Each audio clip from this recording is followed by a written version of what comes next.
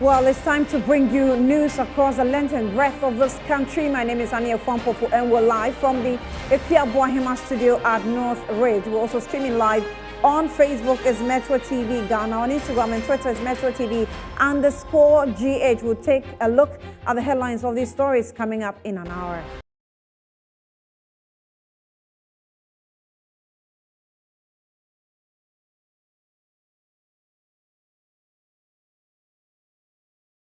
A day after Finance Minister Ken Ofori-Atta presented the mid-year budget review, debates have intensified following new revenue generation measures such as the reintroduction of road tolls. Again, what becomes of NAPCO trainees? We'll bring you details of these and more. Meanwhile, members of Parliament have begun a fierce debate on the floor of the House. Stay tuned for live pictures.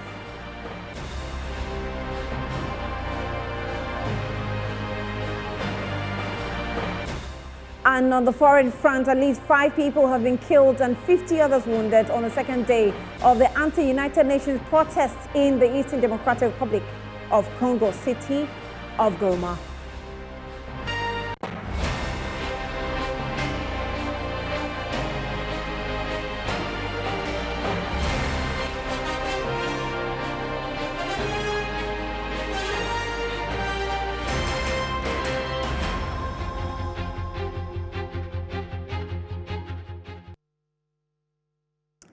You're welcome back. Now, Finance Minister Ken Ofori-Atta on Monday announced the introduction of road tolls on some selected roads in the country. According to him, these roads are being constructed under a public-private partnership agreement. Let's listen to him. The draft concession agreement between GIF, the Ministry of Roads and Highways, is currently under review by GIF, Ministry of Roads and Highways, the Office of the Attorney General, and the Ministry of Finance. When completed, the concession agreement is expected to be approved by the PPP Committee, Cabinet, and Parliament. The completed road will be tolled.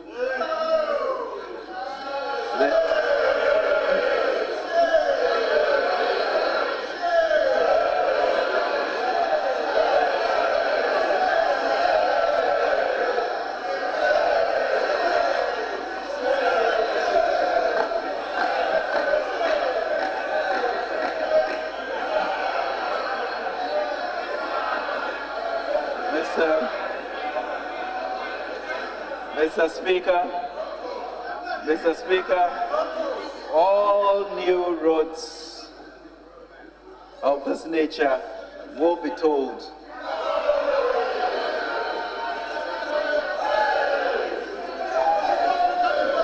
Mr. Speaker,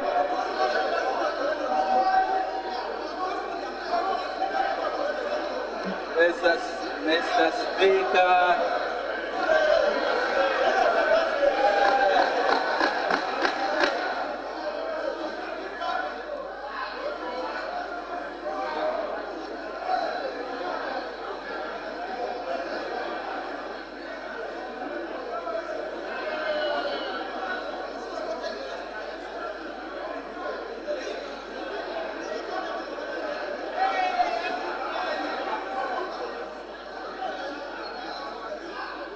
Honorable Minister, resume your seat. Mr. Speaker, the completed new road will be told to recover the whole life cost of the completed infrastructure, as well as pay lenders and provide a return to equity investors. The government of Ghana shall provide funding through GIF to take equity in the special purpose vehicle to be created by GIF for the project. Now, following the details on the drama that followed his statement, my colleague Elvis Ander has been engaging with some drivers who use the Accra-Tema motorway on plans to have them pay road tolls again. He joins me via Zoom. Elvis, thank you for joining me. Good afternoon to you. Yes, I can hear you, but kindly unmute. Right, unmute. And let us know exactly what has been the feedback from drivers upon hearing this from the Finance Minister. Hello, Elvis. Elvis Ando. Okay, so we're trying to get through to Elvis Ando, who will come through with the details of what's happening on the streets, especially the Accra-Tema motorway. However, Stephen Jalula is the Deputy Minister for Roads and Highways, and he joins me via Zoom as well. Honorable Minister, thank you for your time. You're welcome to Newsbeat. Good afternoon to you. Hello, Stephen Jalula. Mr. Jalula, can you hear me? Okay, we're having a bit of a struggle with the Zoom, but let's see if the producers definitely will work around it and restore it. Meanwhile, members of parliament have begun debating the mid-year budget review. Let's cross over. Still committed to protecting our social interventions and flagship programs like the free SHS. Mr. Speaker, it is important for this country to ensure that the future generation of this country is well educated. And even though many people have expressed concern about the free SHS, government has shown commitment that we will continue to protect that flagship program to ensure that we invest in the future of this country. And in the midst of all that difficulty, government is working hard to ensure that the free SHS is sustained. Various programs of government like the One District, One Factory are also being promoted, and we will continue to ensure. Even the NAPCO program, which has ended, we are encouraging NAPCO beneficiaries to take advantage of the U-Start program and build themselves into an entrepreneur for this country. Mr. Speaker, yes, it is important also to agree that in the appropriation for 2022, government suffered delays in the revenue measures. The key measure that was in the 2022 budget was the e-levy. And Mr. Speaker, it is true, in this House, we struggled to pass the e-levy, and there was a price to pay for the delays. It is true that the credit agencies or credit rating agencies downgraded Ghana. It is also true that external financing window opportunities were shut to Ghana. And it is true that our revenue targeted have not been met and obligations have not been achieved. It is true that the combined effect of this interrelated effect has seen the rise in inflation and soaring cost of living for our people who deserve better. It is true that these conditions have been exacerbated also by the Russia-Ukraine war. Mr. Speaker, when we talk about the Russia-Ukraine war, our friends on the other side are quick to disagree. But before the war, in February 2022, the international crude price on the market was $70. Today, we know when the fight started, the cost of crude went as high as $132 per barrel on the international market. So clearly, it affected the cost of fuel, it affected the cost of transport, and it affected the cost of food. We acknowledge all that. But if this is true, then we must rally around the government that ensured that in spite of the difficulties, Ghanaians were still able to have access to fuel. We are still making sure that food was available across the country. And Mr. Speaker, to address the difference in high cost of food in our capital cities, government is intervening to ensure that we are able to improve on the transportation system and bring back the prices to a level that is appreciable to the population. So, Mr. Speaker, clearly it is important to end by stating a very important quotation which was in the mid-year budget. Mr. Speaker, the finance minister, who has shown before in 2017, when he picked this economy, we know how he built it as one of the fastest growing economies in the world, from 2017, 2018, and 2019 until COVID struck. When we talk about competence, the managers, economic managers of this country have shown that indeed, without the external shocks, they were and continue to be the best managers of this economy. And the center will continue to hold. Mr. Speaker, the anchor is firm. Mr. Speaker, we have a president who has shown by his deeds, and he's deeply committed to the welfare of the masses of this country. That is why, even in these difficult circumstances, free SHS is still going on. That is why in these difficult instances, Mr. Speaker, the leap that support poor people in this country is still being maintained. That is why in this difficulty, about 3 million children are being fed under the school feeding.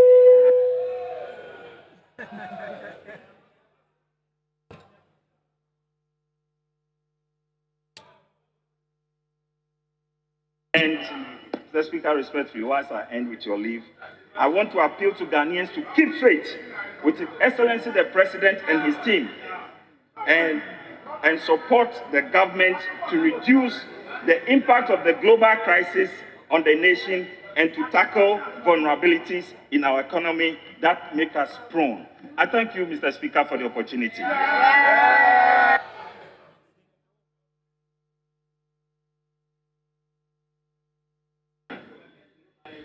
Honorable members,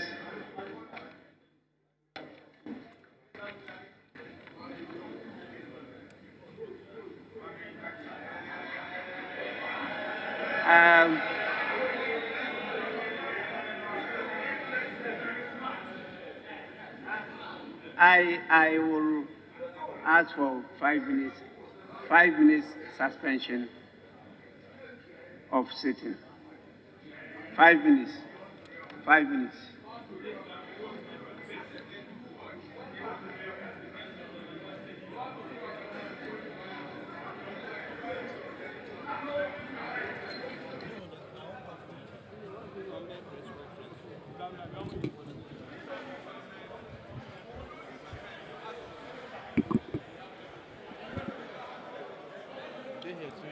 Hello, Annie, can you hear me?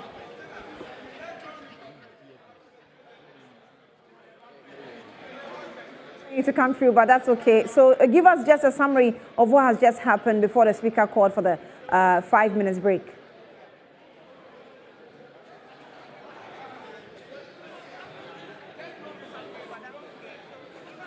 Hello, Abdallah.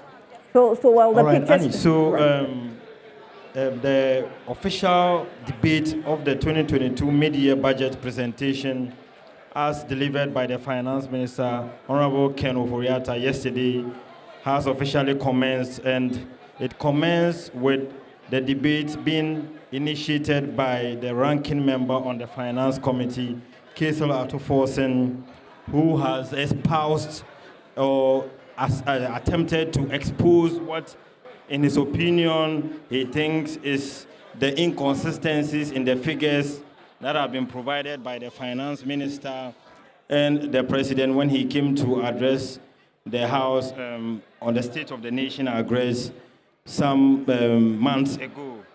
I'll briefly take you through what the ranking member of the Finance Committee said before I proceed to now tell you what the Deputy Minister of Finance, John Kuma, who is also the MP for the Ejisu constituency in the Ashanti region, has also been saying. I begin with Kaisel Atuforsen, who essentially mentioned that the inflation rate has been rising at an uncontrollable rate. As we sit here, he mentioned that inflation is currently hovering around 28%. And in his opinion, he thinks the economic management team has badly managed the economy, and that explains why inflation is currently hovering around 29%. He also mentioned the debt situation of the country, which we are told is also hovering around 400 billion cedis. Then he mentioned that, in his opinion, because of the current economic hardship, Ghanaians have been compelled to now live on formations, which was recently mentioned by the Ningo Prapam MP when he appeared on Good Morning Ghana. He says Ghanaians are sort of eating 3 square meals a day, are now having to contend with eating in the morning and not eating in the afternoon and deciding whether to eat in the evening or not. So that essentially is what the ranking member of the Finance Committee was saying. Then we move to John Kuma, who is the MP for Jiso. He's a first-timer, and he is a Deputy Minister of Finance.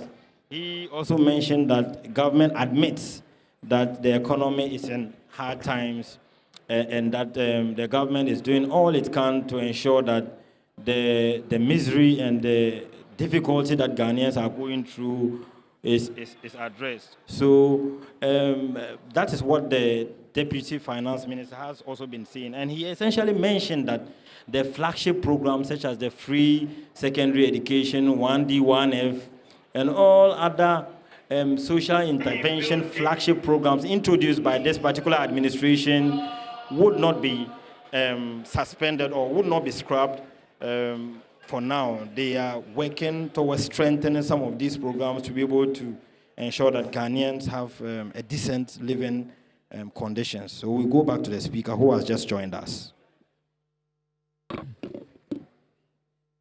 But we'll go back to the House to bring you some more details later on. But for now, Stephen Chalula is Deputy Minister for Roads and Highways and has joined us via Zoom. Stephen, thank you for your time. You're welcome to Newsbeat. Good afternoon to you. I'm sorry, if you can unmute, can you unmute your mic, please? Kindly unmute. All right, so we're trying to speak with Stephen Chalula, who is Deputy Minister for Roads and Highways, on the comeback of road tolls and explanations given by the Finance Minister on the floor of Parliament as the contract that Ghana has entered into. When these roads have been completed, they will now begin to charge for the road tolls. When exactly is this contract going to be over, and when will these road tolls also begin? Do we have Elvis back on the line? Okay, we do not. We do not. As and when we have these persons, we'll speak with them. But Associate Professor for the University of Ghana Business School, Professor Lord Mensah, has cautioned that government against privatization or privatizing most strategic public goods like roads in the short to medium term. With the private sector when it comes to the Tema motorway extension. In a way, government has accepted that we may need private, hands in the construction of roads, which for me is a plus. It's a good start. Because I've always been, advocating for privatizing some of our roads. But government should also be careful in that line because, roads are public goods. If you provide it and you make the central, part of the road, like for instance, Tema motorway is one of the main motorways that links Accra to Tema, one of the commercial motorways. If the private man is taking over and you don't, appreciate your equity very well in the contractual process, you might end up, stampeding your economy. So I believe the finance minister mentioned also that they're going to use the GIF fund, to make sure that they make some input in that road construction so that government can realize its equity in there, after all, possibly to control, prices in a way. It's a good movement. I will not, sidestep that. But I think, if you look at the dynamics carefully, also shooting itself in the foot. The same way they took off the road tolls. If you look at what he's talking about engaging the private sector, I know very well that the private sector will not allow you, the private man will not allow you to use the e-levy, proceeds, which has several things to do to pay off, those roads. So effectively, you may have to bring the road tolls back. And so it's like road tolls coming back. When you, create such an environment, the trust in your government goes down. And I believe Ghanaians by this time are wondering, what is this minister up to? Taking off road tolls and bringing it back. What about what we have lost in the past? Exactly. The past few months that the road tolls have not been in operation. So effectively, the inconsistencies are too much. And that is what is making Ghanaians not to appreciate. Professor Lord Mensah speaking to my colleague Akwesi Free there. Now, my colleague Elvis Ando has been engaging with some drivers who use Accra Tema motorway on plans to have them pay roads, the tolls again. He joins me live now. Elvis, can you hear me now? Good afternoon. So good afternoon, Annie. If you can hear us, I am here with one of the drivers, and let's find out from him his view on the reintroduction of the various toll levies on the new roads that are supposed to be constructed by the government. So good afternoon, Markaba Eba Metro TV. What you enjoy a year toll levy, I yes, and the air baby, new roads, I have seen anything. Me, my dream chair back because season Also, so much. You know, some honest men who said, I don't know what they believe. I say, you're saying you won't sound here. You know, I say what they believe. To me, in there. So, what's what the baby won't give baby? I'm in Tassie. Because I like the whole Ghana. You know, some of them. You say what they baby. No, some baby. Until they find for power, what they want to find for.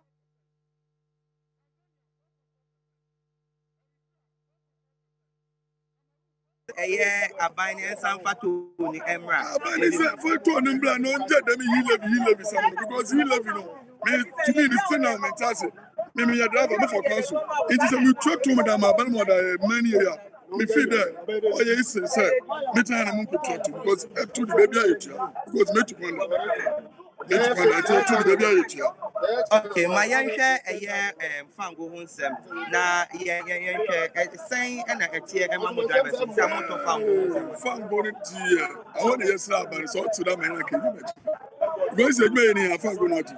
A man is inside the fango not. Into fango ne there so ben mo before my hand there in Kaboboa. Okay. Okay, so I've been speaking to one of the drivers, and what the driver is saying is that he's so happy that the government is reintroducing the towing levy, and he's willing to pay as compared to the e-levy charges that will be charged on any transaction that he makes. I further question him on whether or not how he feels about the fuel hikes in the country lately, and he says that has been a work to most of them, especially to himself and some colleagues of his. He also made mention that if the toll levy, as being reintroduced by the government, would subsidize the fuel hikes in the country lately, then it is a perfect move by the government to at least help to minimize the economic hardships that is being faced in the country. So I will try and see if I can get another driver to speak to, so that we can know their views on whether or not they are happy about the introduction of the toll levy, especially. Hello, Pacho. Me ma kwa baba Metro TV. Why didn't say anything? Yeah, the toll levy ni sign, but why didn't say anything? Maza kami kwa mumbi akeye. Ese omana yo. Omano ya ni ebema omano akoso. Obi eni obe. Utu kwa ko amono ne ko iwe a tax ni we no. E na no me de omtisiesi omano. O dey say obi eni obe tin efre brochi e be free baby. Beba be boaye. Ya ye wa ha no. Ya na ebe de e omani ye. Okay, so this driver is actually driving that he is introduction of the toll levy, and according to him, this is a smart move by poor fee there, but I guess we have the summary of what Elvis has been trying to get from the drivers. At least the two persons that have been spoken to, most of all of them, or both drivers, are for the reintroduction of the toll. Stephen Jalila has joined us again. Let's see if this time around we can be able to speak with him. Stephen, can you hear me now? Good afternoon to you. good afternoon. Great. Thank you so much for your time. You must be satisfied for the decision to go back to paying road tolls. What really kept you waiting? Because I'm sure you had been monitoring analysis, you've been monitoring social media, you've been monitoring media platforms, and almost everybody was advising government that, you know, just bring it back.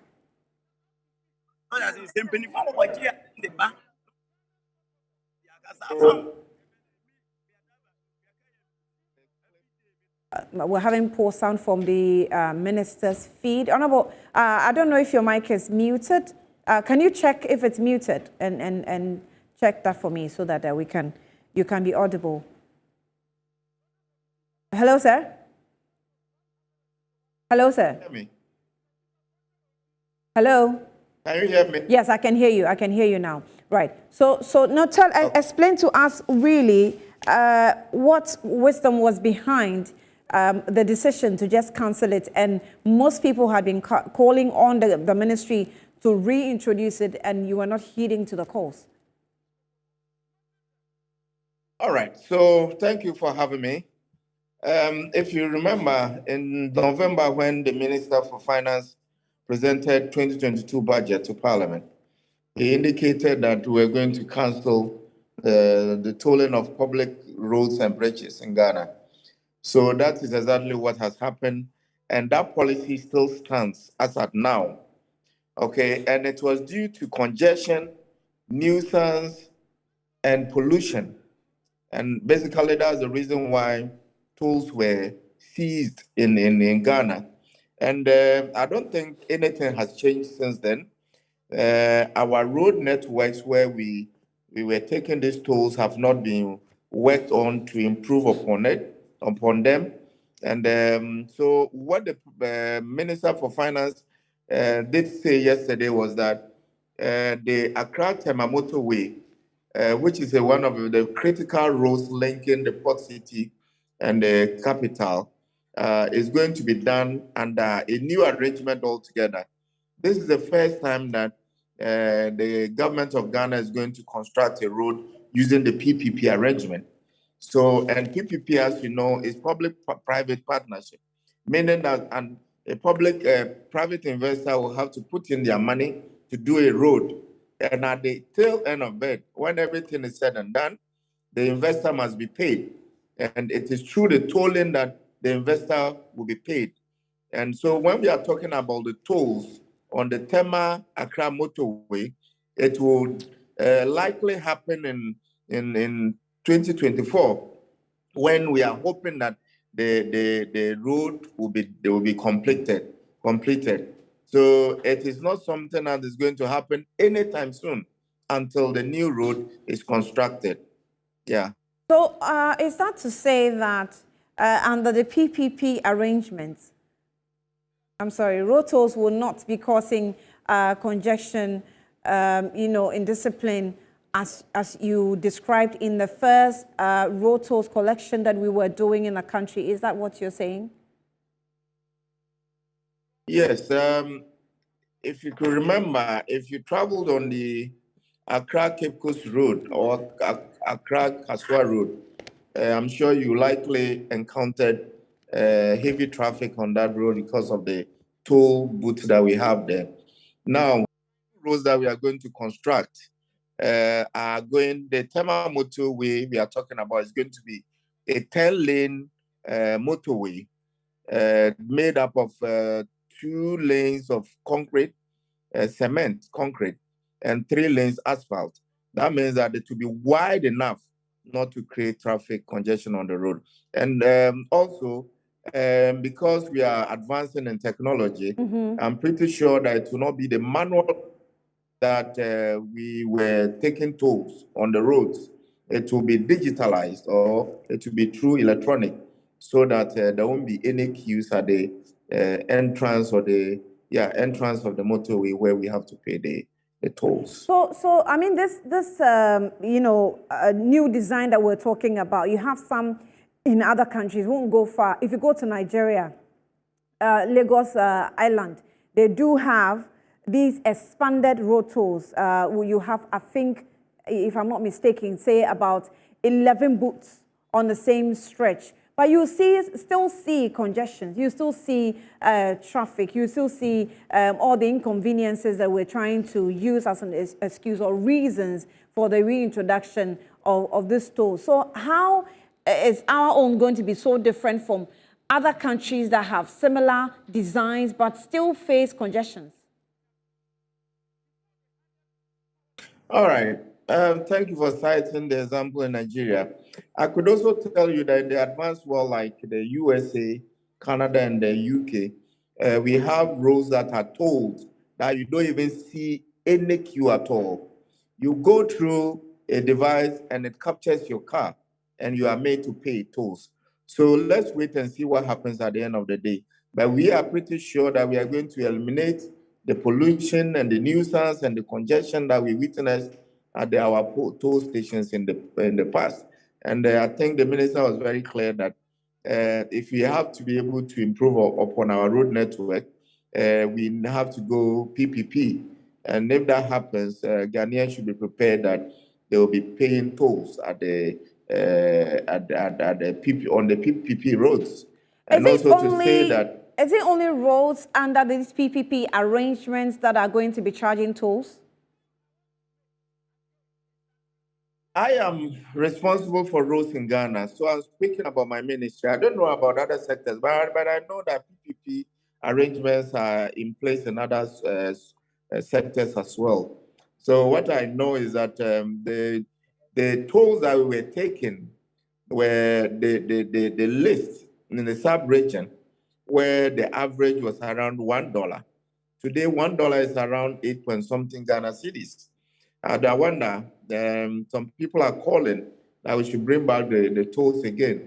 When these tolls do come, I will just plead that Ghanaians should be ready to up our game small so that we don't pay for something. Like we don't pay a very low fee that will not be able to help us maintain or even develop more new roads in Ghana. We're going to pay more. How much? What's the percentage of increase when it's back?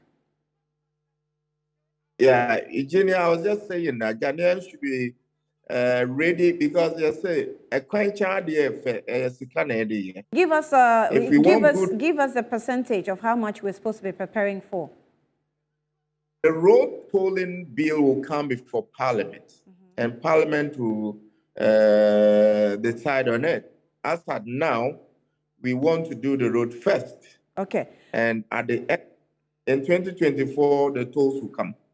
It will come in 2024. Yes, please. All right. So now we're not converting the booths into washrooms any longer, right? My sister, nobody said we're going to convert the toll booths into washrooms. What my boss did say was that, some people travel long distances without any rest place. So we could turn some of the toll booths that are capable of being converted to rest stops where cars could be made to park and travelers could get a place to stretch and get some snacks before they embark on the journey. And then, if you look at the that we have in Ghana, we have about 38 of them, and just a few of them were plazas, a building. The rest were just an island that was built in the middle of the road to take money or to take the tolls. So those ones, I think, do not even come anywhere close to what my boss spoke about. But they are not to be converted to washrooms or urinals, whatever. Right. Just finally, do you feel pressurized to apologize to Ghanaians for, the merry-go-round we're taking the country and its, citizens through, as far as road tolls, taxes are concerned?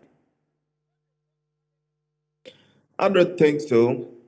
With regards to the road tolls, the policy of the government is that they are not necessary now.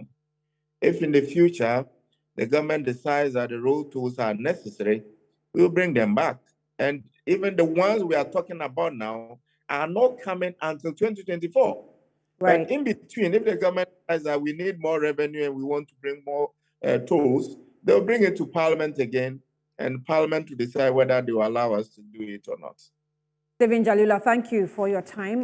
Definitely we'll get back to you for some more clarity when there need be. We're grateful for spending some time with us. This is Newsbeat. You're watching us live from the Ikea Boahema studio. It's time for us to take a breather. We'll be back.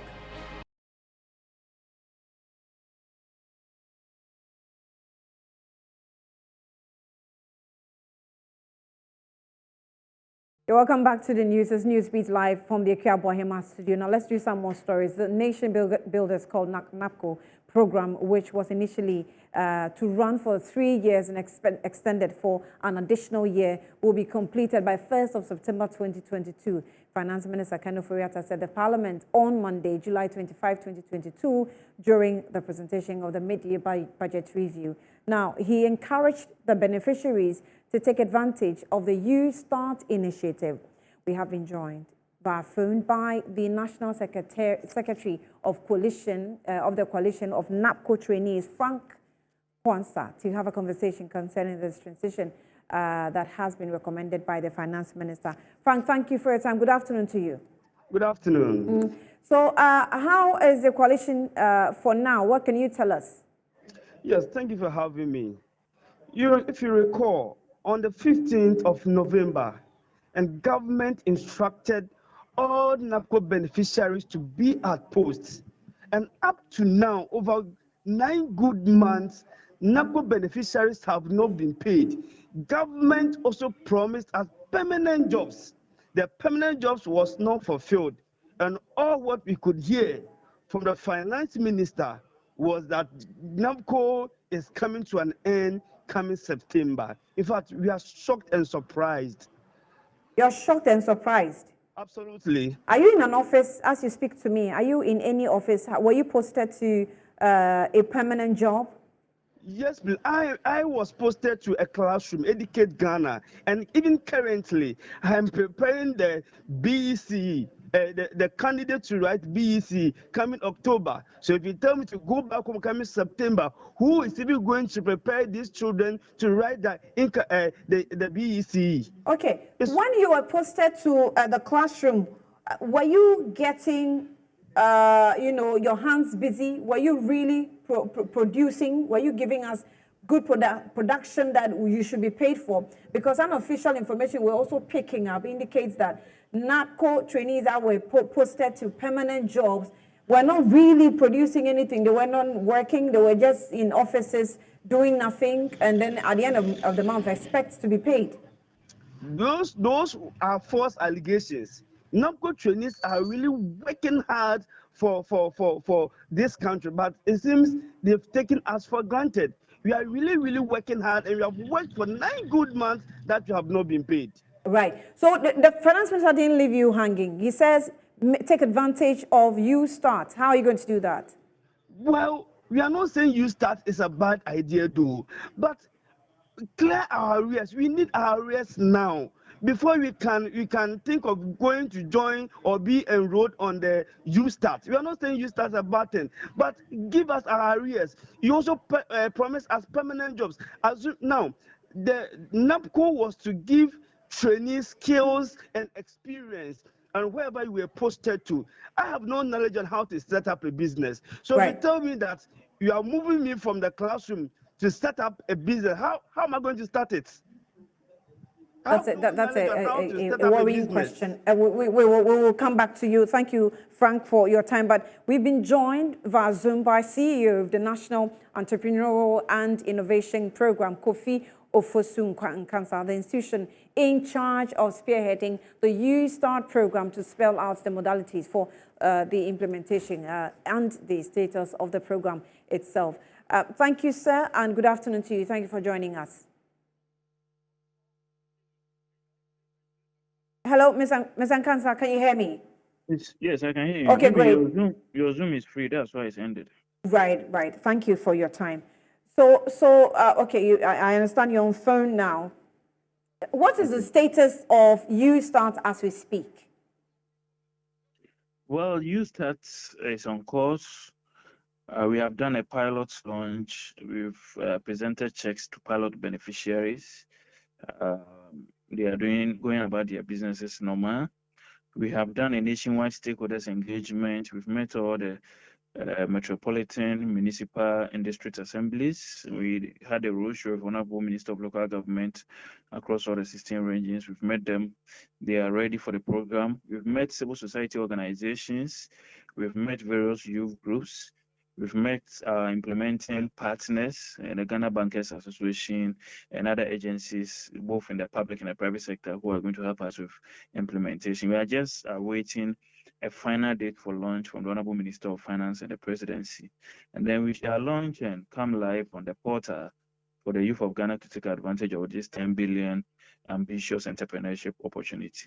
So U-Start is on course, yeah. So how about the financial muscle that you will use to start a program? Has it been released to you? Well, the program hasn't been launched yet. So we have to go through the various stages: application, screening, selection, onboarding of applicants, due diligence before disbursement of funds or provision of whatever support the applicants will ask for, whether it is training and capacity building need, whether it is access to market or market linkages they will need, whether it is some technology support they need, whether it is regulatory business registration support, quality assurance support that they may need from any of the regulatory agencies like FDA, GSA, Registrar General's Department, or any other regulator. Whatever they will ask from the Secretariat through NEIP and GEA, we are ready, and we've done all the groundwork. We are ready to provide it. Okay, do I get the understanding? 10 billion Ghana cedis was allocated for YouStart. Do I get the understanding that even within your preliminary consultations that you're doing now, no amount has been released yet, and you now have NAPCO coming on board? Do you have any communication with the government or the ministries to have statistics of what the load you have from NAPCO that ministry is directing them to take advantage of YouStart? Yes, we do know. The NAPCO Secretariat is part of the implementation. So meetings that we have at the Ministry of Finance, he's sitting and he's ready to bring on board NAPCO beneficiaries who are interested in taking up entrepreneurship as an alternative employment avenue. We do know that over 40,000 of them have been absorbed into various ministry departments and agencies and other private organizations where they had their internship. Let us not forget that the objective of NAPCO was to give our younger brothers and sisters the experience, on the job experience, so that nobody will use experience against them when opportunities come up for them to apply for jobs. And by and large, that has been achieved. Some have been absorbed. Unfortunately, not all were able to be absorbed. But let us remember that government continues to give absorbed, but not paid.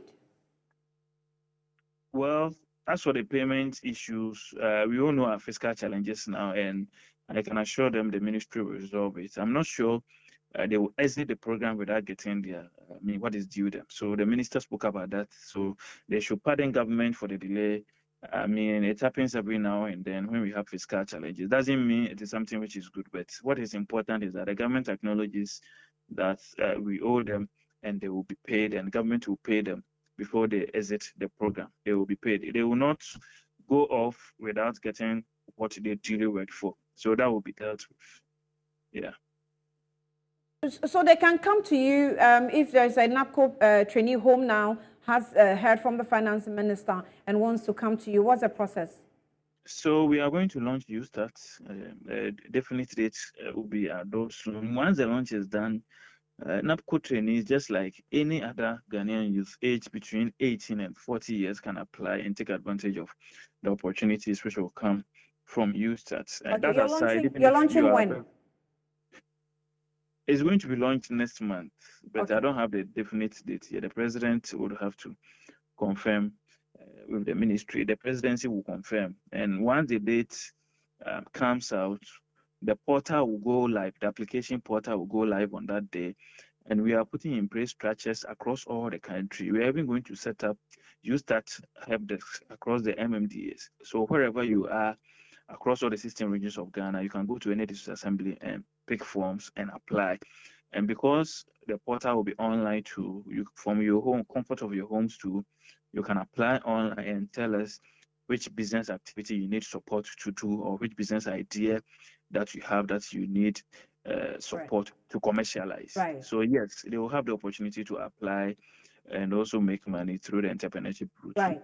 Right. Mr. Kofi Fosun-Kansah, thank you. He's here for NEIP. Thank you for speaking to us here on Metro TV Newsbeat. And Winston is continuing with what's going on in your business life. Winston Taki, you're welcome. Good afternoon. Good afternoon, Annie.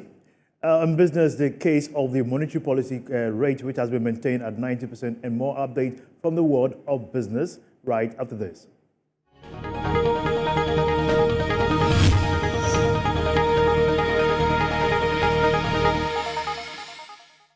And now to a first business story. The Bank of Ghana has maintained the policy rate at 19%. Meanwhile, the Chamber of Construction and Industry says they have been forced to remain uncompetitive due to the high cost of mobilizing funds to finance construction projects in the country.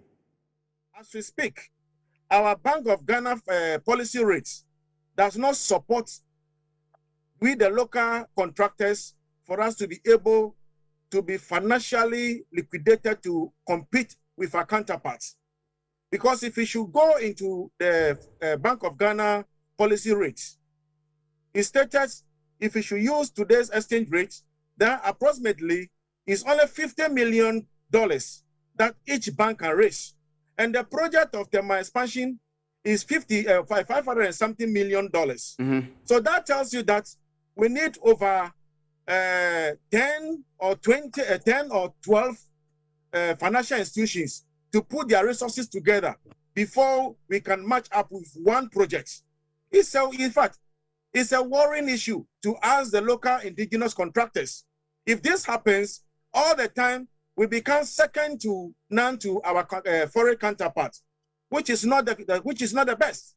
If we talk of capacity, we have it, but with the financial capacity, we are appealing to government to try as much as possible to really look at the stated capital that has been slapped on the financial institution. If not so, this is what is going to happen. The expatriate will always come, take over the money, and then repatriate it to their country, and then we keep wallowing in the, how do you call it,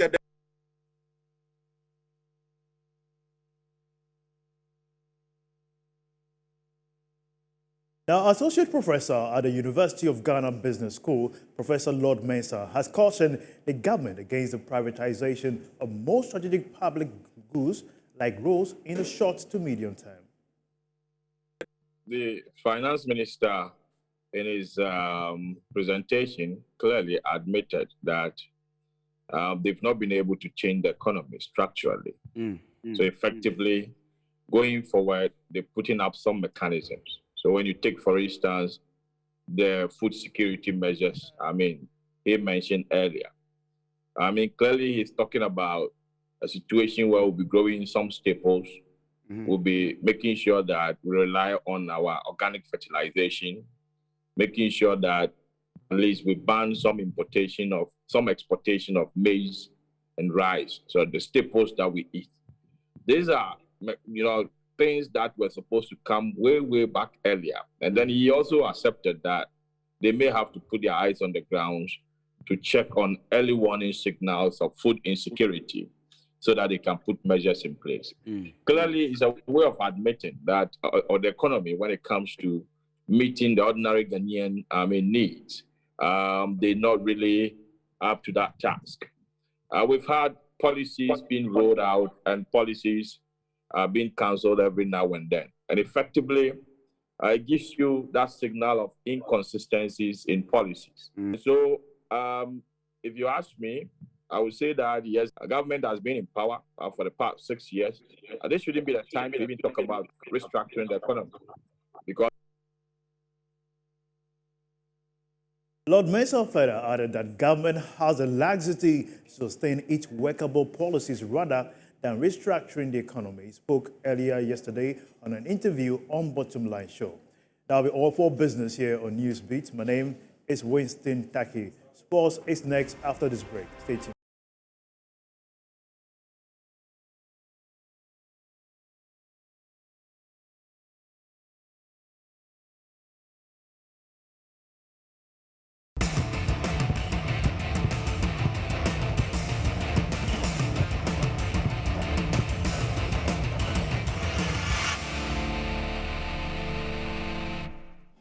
It's 52 past midday in the Ghanaian capital of Accra, and it's time for sports on Newsbeat. My name is Faye John Quarty. Players of the national table tennis team known as the Black Loopers are fine-tuning their preparation ahead of the Commonwealth Games. Deka Brefa, who is the captain, says they know what is at stake.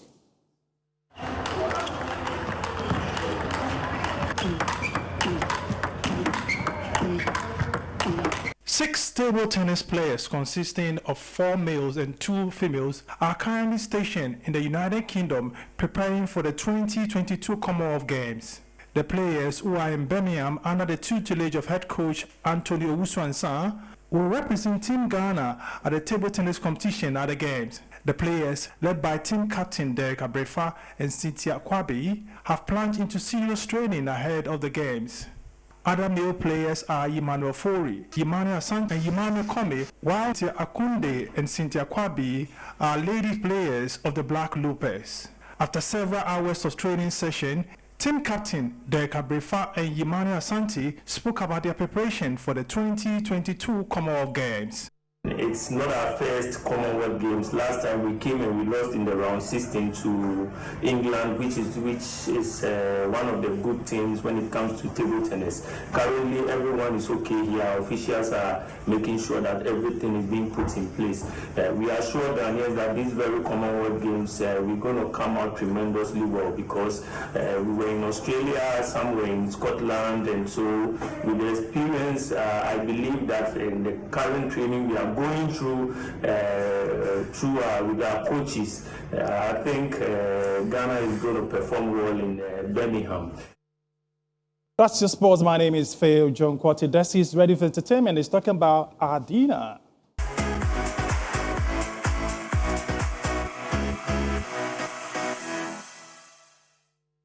My name is Desmond Okreku. So now, Ghanaian singer Adina has expressed her excitement about her music journey so far, saying it has been successful, although there has been a mixed bag of ups and downs. She spoke to Metro News at her just-ended concert, Amplified.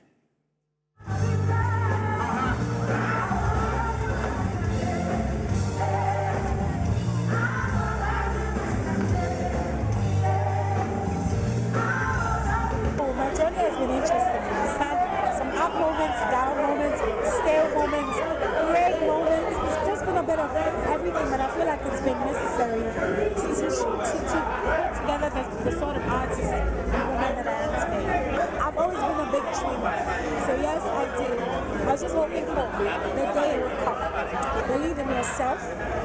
Make sure you do a lot of research on what you're doing, and practice until your biggest break shows up. Meanwhile, celebrated Ghanaian musician Becca says she's happy about Adina's journey and had some advice for young female musicians. I see women changing the game, making a difference. And Adina right there, she did it like she's been doing it for a million years. And I'm so proud of her. You know, there's talent. I tell people all the time that a lot of us have talent. You have talent standing here and interviewing me, and I'm intimidated by you because that's your talent. You can have talent, but if you don't go out there and use it practice, then it won't end up anywhere. And so the most important thing is that when you've got that talent that God is giving you, that you go out there and make a difference.